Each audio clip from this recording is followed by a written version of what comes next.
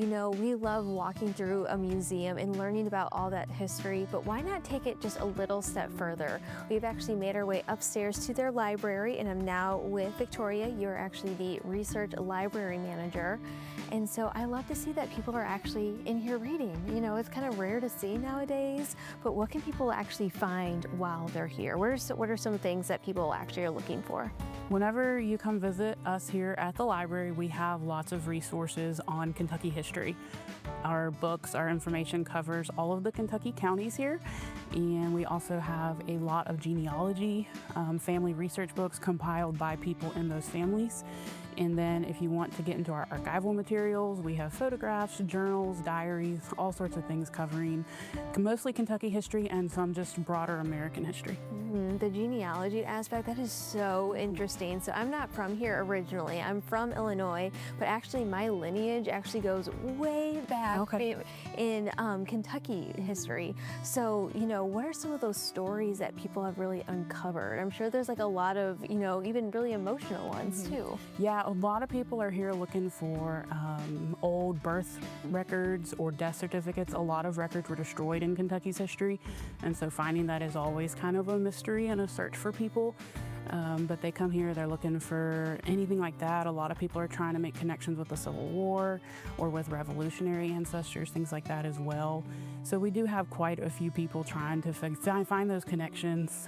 We've had people coming in trying to prove ancestry to get into different societies, and also for land grants and things like that. Yeah, that is really good. But if you can't actually make it down to Frankfort, your online archives, I mean, oh my goodness, you have so many. And how can people really dive deep into those and really make it searchable? Right.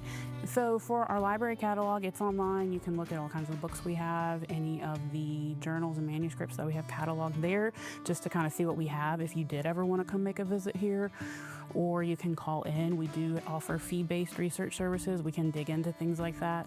And then we also have a lot of digitized material, so our digital collections all on our website. You can look at journals. We've digitized whole journals, atlases, maps, things like that. And then we also, for anyone who's really into genealogy, we have our Kentucky Ancestors Facebook group, and they can get on there and they can post more personable things about their families and try to find those connections throughout the state. And we also have a Kentucky Ancestors online publication that we post to once or twice a month. And those are about different genealogy topics. Sometimes it's just how to do your genealogy research, how to find information even if you don't come here. And then we also have other authors submit their own research into that. So again, the genealogy is just so neat. Now that I'm getting older and, you know, wanting to learn a lot more about my family's past, since they were actually around like the Bowling Green area, so fascinated by that. How would you point someone in the right direction if they want to start their very own search? Sure. So we would always tell them to start with what they know. So if they know their parents, their grandparents, start there. Get all that information down. If you still have ancestors living, get whatever info you can from them, and then go from there. And you always want to make sure that you're finding like birth certificates, marriage certificates, anything like that that you can document and have copies of, because you want to verify everything that you find. And then from there, the further you go back, the harder it gets. Yeah.